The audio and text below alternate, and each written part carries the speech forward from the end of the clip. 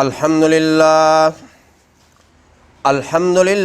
نحمده ونستعینه ونستغفره ونؤمن به ونتوکل علیہ ونعوذ باللہ من شرور انفسنا ومن سیئات اعمالنا من يهده اللہ فلا مضل له ومن يضلله فلا هادی له ونشهد أن لا إله إلا الله وحده لا شريك له ونشهد أن محمدا عبده ورسوله أما بعد فأعوذ بالله من الشيطان الرجيم بسم الله الرحمن الرحيم الرحمن علم القرآن خلق الإنسان علمه البيان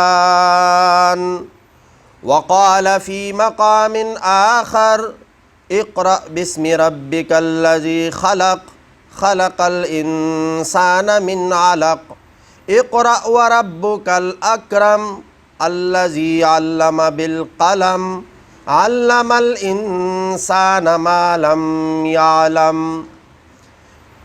وقال النبي صلى الله عليه وسلم خيركم من تعلم القرآن وعلمه صدق الله مولانا العظيم وصدق رسوله النبي الكريم ونحن على ذلك لمن الشاهدين والشاكرين والحمد لله رب العالمين رضينا بالله ربا وبالإسلام دينا وبمحمد صلى الله عليه وسلم نبيا إن الله وملائكته يصلون على النبي يا أيها الذين آمنوا صلوا عليه وسلموا تسليما اللهم صل على محمد وعلى آل محمد كما صليت على إبراهيم وعلى آل إبراهيم إنك حميد مجيد اللهم بارك على محمد وعلى آل محمد كما باركت على إبراهيم وعلى آل إبراهيم إنك حميد مجيد سبحان ربك رب العزة عما يصفون وسلام على المرسلين والحمد لله رب العالمين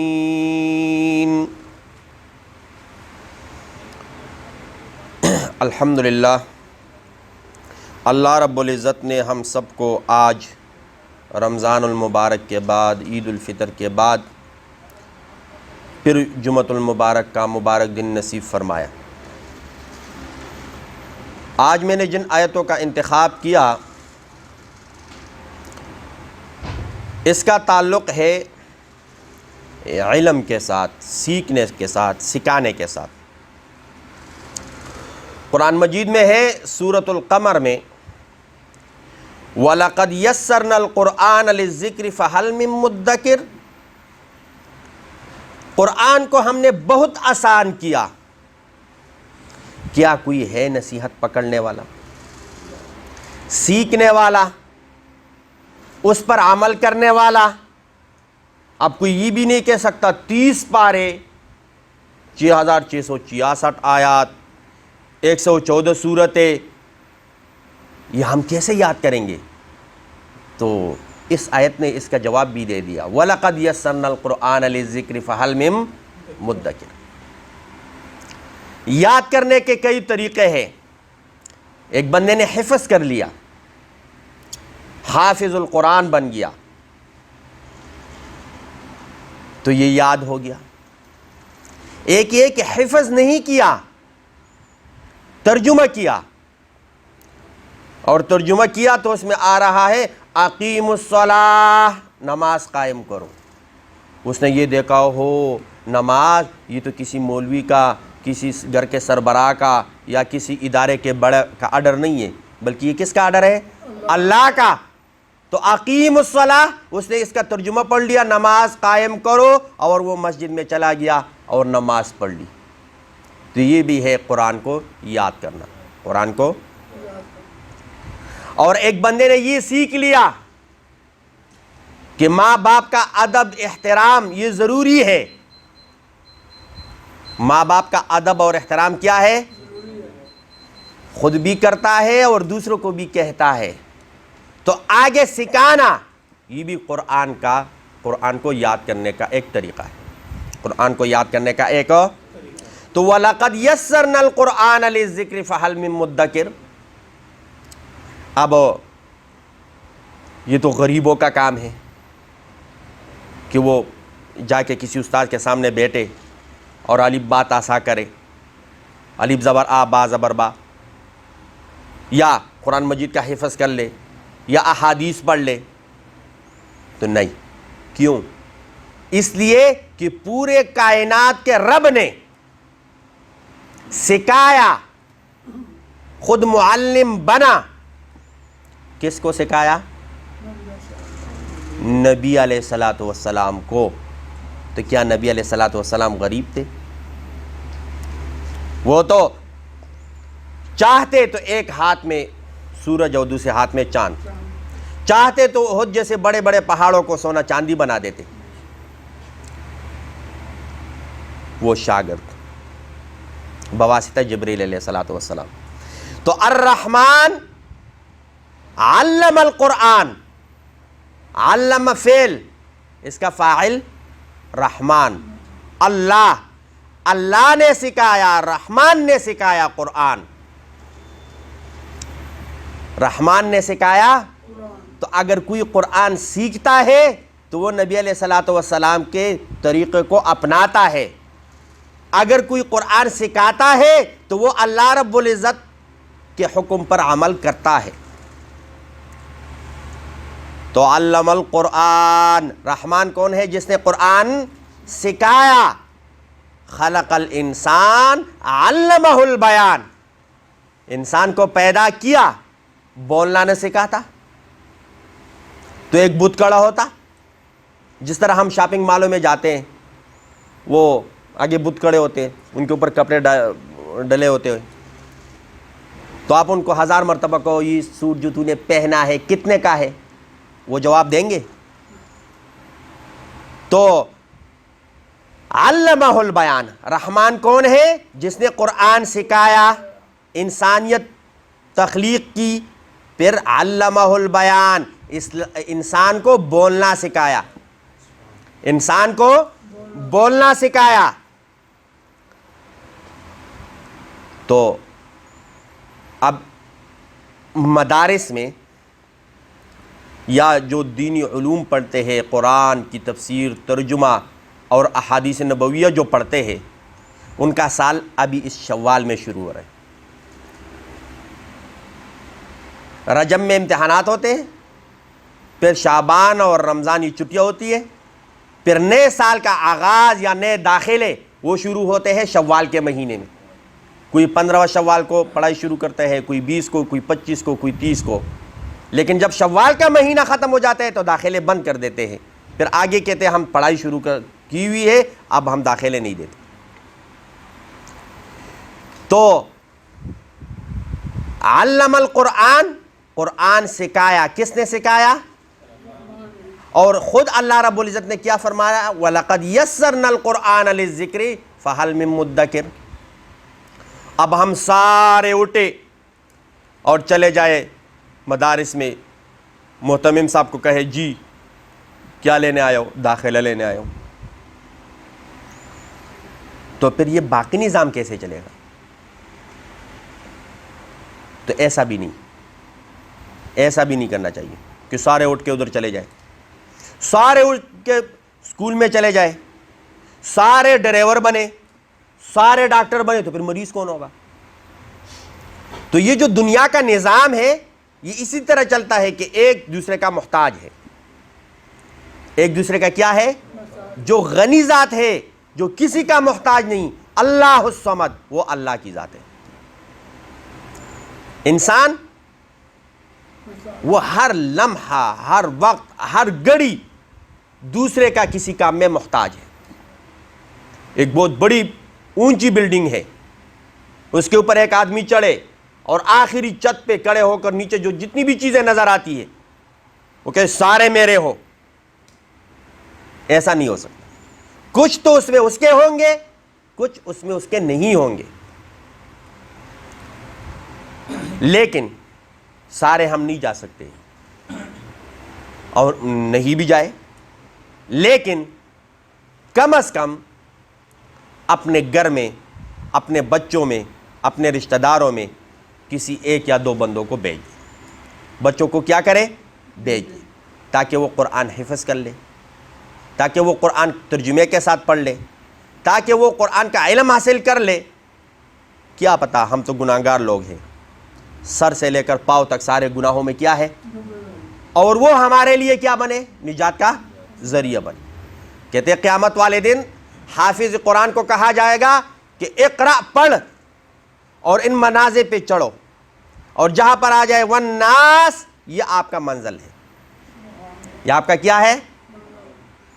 اور دوسرا، اس کے خاندان میں ایسے لوگ جن کے اوپر جہنم واجب ہو چکی ہوگی، ان کے اعمال اتنے سیاہ ہوں گے کہ وہ جنت لے جانے والے نہیں ہوں گے، اور جب وہ جہنم ان کو لے جایا جا رہا ہوگا تو یہ حافظ قرآن یا یہ قرآن بیچ میں کھڑا ہو جائے گا، اور اللہ رب العزت کو درخواست کریں گے کہ اگر ان کو جہنم میں لے جانا ہے تو ہمیں پہلے لے جائے، ہمیں کیا کرے؟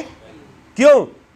یہ میرے باپ نے پسینہ بہایا، خون بہایا، گرمی نہیں دیکھی، سردی نہیں دیکھی، سختی نہیں دیکھی، دن نہیں دیکھا، رات نہیں دیکھا، بلکہ کیا کیا؟ کمایا اور میرے اوپر خرچ کیا اور مجھے حافظ قرآن بنا دیا۔ مجھے کیا بنا دیا؟ تو اب اگر یہ جہنم میں جا رہا ہے تو مجھے بھی جہنم میں ڈال دیا۔ تو اللہ رب العزت آرڈر کریں گے کہ ان کی وجہ سے ان کو بھی جنت میں لے جائیں۔ کیوں؟ القرآن حجت لک او علیک۔ تو کوشش کریں گے نا انشاءاللہ اپنے خاندان میں، اپنے بچوں میں، اپنے گھر والوں میں، رشتہ داروں میں، اگر اپنے نہیں ہیں تو اپنے رشتہ داروں کو، بانجوں کو، بتیجوں کو، پڑوسیوں کو یہ تبلیغ کرے کہ داخلے شروع ہے، اور کسی اچھے مدرسے میں وہ کیا کرے؟ اپنے بچے کو داخل کروائے۔ وہ آگے حفظ کر رہا ہے، صبح تہجد کے وقت اٹھتا ہے اور قرآن یاد کرتا رہتا ہے، صرف عصر سے لے کر مغرب تک ان کی چھٹی ہوتی ہے، بس باقی سارا دن وہ دہرائی کرتا رہتا ہے، اور رات کو سونے کے لیے ٹائم دیا جاتا ہے۔ تو یہ 24 گھنٹے جو وہ تلاوت قرآن کر رہا ہے، جو وہ عبادت کر رہا ہے، جتنا ثواب ان کو ملے گا اتنا ثواب جس نے اس کو یہ راستہ دکھایا اس کو بھی ملے گا۔ ہم خود غبی ہے، ہم ایک پارہ کیا ایک چھوٹی سی سورت بھی یاد نہیں کر سکتے، اگر یاد ہو بھی جائے یاد رہتا ہی نہیں، یا عمر کا تقاضا ہے یا مصروفیات ایسے ہیں کہ ہم یاد نہیں کر سکتے۔ تو پھر ہم یہ تو کر سکتے ہیں نا کہ کسی کو الدال علی الخیر کفاعلہ، نبی علیہ الصلوۃ والسلام کا حدیث مبارک ہے کہ کسی کو خیر کی تبلیغ کرنا ایسا ہے جیسے وہ خیر وہ خود کر رہا ہے۔ تو اگر کسی کو کہنا کہ حافظ بن جائے تو وہ یہ ایسا ہے جیسے وہ خود حافظ قرآن بن رہا ہے۔ کس کس کا ارادہ ہے انشاءاللہ؟ اور ایک آیت یاد کر لینا 100 نفل نماز پڑھنے سے بہتر ہے۔ 100 نفل نماز پڑھنے سے کیا ہے؟ ہم دیکھتے ہیں نا مغرب کے بعد کوئی کڑا ہو جاتا ہے 6 رکعت اوابین پڑھتے ہیں، یا رات کو اٹھ کر تہجد پڑھتے ہیں، یا ظہر سے پہلے عصر سے پہلے نفل پڑھتے ہیں۔ ایک بندے کو بہت شوق ہوتا ہے، ایک دن آ کے وہ نفل پڑھتا ہے، دوسرے دن تیسرے دن پھر وہ نظر ہی نہیں آتا، وہ پھر فرض کے لیے بھی نہیں ہوتا۔ تو جن لوگوں کا روٹین ہے اپنے عادت بنائے، اللہ رب العزت ان کی وجہ سے ہمیں بھی یہ تو دولت نصیب کرے۔ لیکن ایک آیت اگر کوئی یاد کر لیتا ہے تو کتنے نفل کا ثواب ملتا ہے؟ اور اگر ایک مسئلہ یاد کر لیتا ہے تو 1000 رکعت نفل کا ثواب کیا ملتا ہے؟ ثواب ملتا ہے۔ مثلا الرحمن، ایک بندے، یہ پورا ایک آیت ہے، یہ کسی نے یاد کر لی،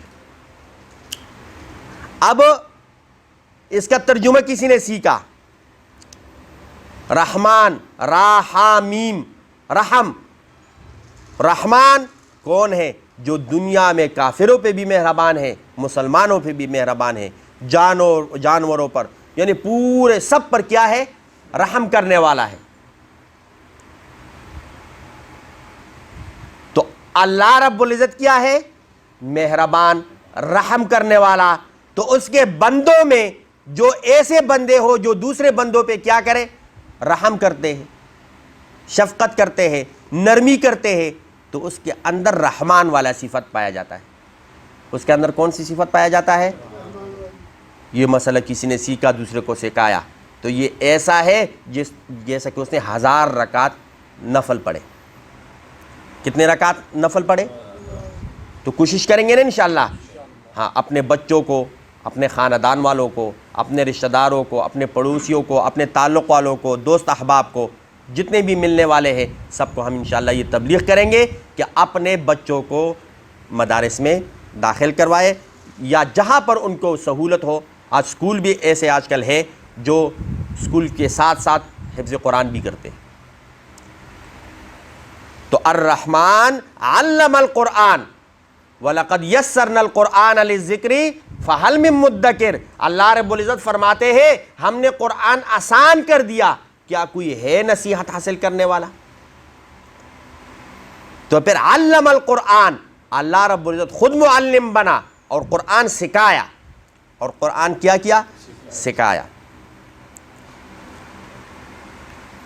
پھر ایک اور میں نے آیت پڑھی جو سب سے پہلی وہی ہے اتری ہوئی 5 آیت، اقرأ بسم ربک الذی خلق۔ جب غارے اور وہاں پر نبی علیہ الصلوۃ والسلام کے اوپر وحی آئی تو وہ کون سے الفاظ تھے؟ اقرأ، پڑھ، اقرأ پڑھ، کیا پڑھ؟ اشعار پڑھ، کیا پڑھ ہے؟ کیا پڑھ؟ گانے گاؤ، کیا پڑھ؟ جھوٹ بولو۔ اقرأ کیا پڑھو؟ گالیاں دے دو ایک دوسرے کو، بلکہ کیا کہا؟ اقرأ پڑھ، کیا پڑھ؟ اپنے رب کا نام، اقرأ بسم ربک الذی خلق، پڑھ اپنے رب کا نام، وہ جس نے پیدا کیا۔ خلق الانسان من علق اقرأ وربک الاکرم الذی علم بالقلم علم الانسان ما لم یعلم۔ اور انسان کو وہ چیزیں سکھائی جو اس کے وہم گمان میں بھی نہیں تھی۔ اب یہ جو نئی نئی ٹیکنالوجی آتی ہے یہ کس نے سکھائی؟ اللہ رب العزت نے۔ تو معلم کون ہے؟ اللہ رب العزت۔ پھر میں نے ایک حدیث آپ کو سنائی، خیرکم من تعلم القرآن وعلمہ، کہ بہترین تم میں سے وہ ہے جو قرآن خود سیکھے اور دوسروں کو سکھائے۔ اب ایک بندہ خود قرآن سیکھتا ہے تو اس قرآن سیکھنے کی بھی کئی منازل ہے۔ نمبر 1، ناظرے کے ساتھ سیکھنا۔ ایک بندے کو بالکل نہیں آتا، قرآن مجید کھولتا ہے لیکن وہ نہیں پڑھ سکتا، تلاوت نہیں کر سکتا، تو اس کو چاہیے کہ وہ ناظرہ سیکھے۔ کیا کرے؟ اب ناظرے کے لیے مدرسے جانا پڑے گا، اور کسی مولوی داڑھی والا پگڑی والے کے سامنے بیٹھو گے نہیں، ناظرہ سمجھ نہیں آئے گا، تو یہ بات بھی ختم۔ اب ہمارے ورکشاپ میں مسجد ہے، عصر سے لے کر مغرب تک، مغرب سے لے کر عشاء تک، کسی بھی ٹائم جس کو ناظرہ نہیں آتا، اگر ہمیں کچھ آتا ہے تو ہم سکھا دیں گے، نہیں آتا کسی سے پوچھ کر ان کو سکھا دیں گے۔ تو کتنا پہلا منزل کیا ہے؟ ناظرہ سیکھنا، کہ ہم روانی سے ریڈنگ پڑھ سکے۔ دوسرا جو ہم پڑھ سکے اس کو یاد کرے، جس کو حفظ قرآن کہا جاتا ہے، جس کو کیا کہا جاتا ہے؟ حفظ قرآن۔ تو خیرکم من تعلم القرآن وعلمہ، بہترین تم میں سے وہ ہے جو قرآن سیکھے اور دوسروں کو سکھائے۔ تو خود ہم نے ناظرہ سیکھا، خود ہم نے حفظ کی، یا جو ہم نے ناظرہ سیکھا حفظ نہیں بھی کیا لیکن ہم نے پڑھا الحمدللہ رب العالمین، اب اس کا ترجمہ کیا ہے، ہم نے اس کا ترجمہ سیکھ لیا، ہم نے اس کا ترجمہ سیکھ لیا، پھر ہم نے اس کی تفسیر سیکھ لی، اب یہ سارے چیزیں سیکھ لی، اب ایک اور حکم متوجہ ہوتا ہے کہ پھر دوسروں کو سکھائے، پھر دوسروں کو نماز کا ٹائم ہے، ہم نے نماز پڑھی ہے ظہر کی، عصر کی، اور ایسے لوگ ہیں جو ہمیں پتہ ہے کہ ان لوگوں نے نماز نہیں پڑھی اور مسلمان ہیں، نماز نہیں پڑھی اور کیا ہے، تو پھر ہمارے اوپر یہ حکم ہماری طرف متوجہ ہوتا ہے کہ جو تم نے سکھایا وہ دوسروں کو سکھاؤ۔ تو ہم ان کو کہے کہ بھائی نماز کا ٹائم ہو گیا ہے اور یہ ٹائم اب ختم ہو رہا ہے، ظہر کا ٹائم ختم ہو رہا ہے، عصر کا ٹائم ختم ہو رہا ہے، تو نماز پڑھے، کیا کرے؟ نماز پڑھے۔ اب جس کی جتنی طاقت ہے وہ اس مطابق آرڈر کرے۔ آپس میں دوست احباب ہے، وہ صرف اتنا کہہ سکتے ہیں آؤ نماز کے لیے، یا نماز نہیں پڑھی اور نماز کا ٹائم نکل رہے پڑھو، آگے ان کو تپڑ یا کوئی مار پیٹ یا برا بلا نہ کہے۔ اب ایک استاد ہے وہ سختی سے کرے، ماں باپ ہے وہ سختی سے کرے۔ نبی علیہ الصلوۃ والسلام کا حدیث مبارک ہے کہ مروا اولادکم بالصلاۃ 7 سنین، کہ تم اپنے اولاد کو نماز کا آرڈر کرو کہ نماز پڑھو۔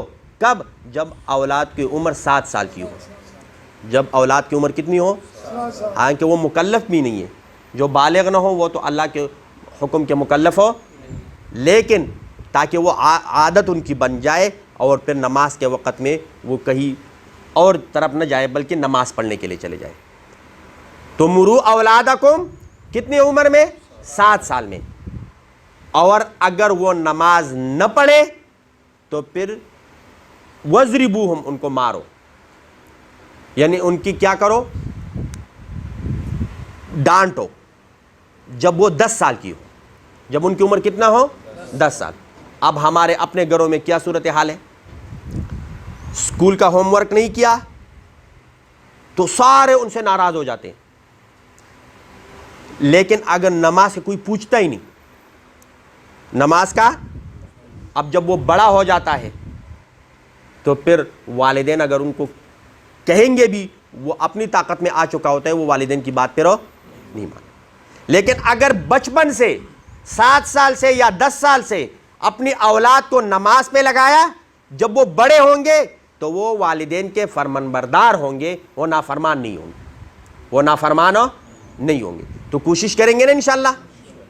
اور پھر حدیث میں جو آتا ہے کہ دوسروں کو سکھائے، بہترین تم میں سے وہ ہے جو قرآن خود سیکھے، اور تو یہ دوسروں میں کون ہے؟ سب سے پہلے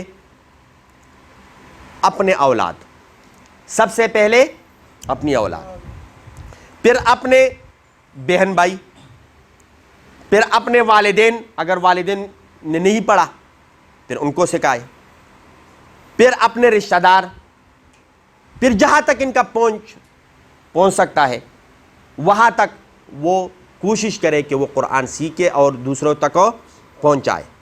کس کس کا ارادہ ہے انشاءاللہ کہ قرآن ہم خود سیکھیں گے، اور کس کس کا ارادہ ہے انشاءاللہ خود نماز پڑھیں گے اور دوسروں کو نماز کا کہیں گے؟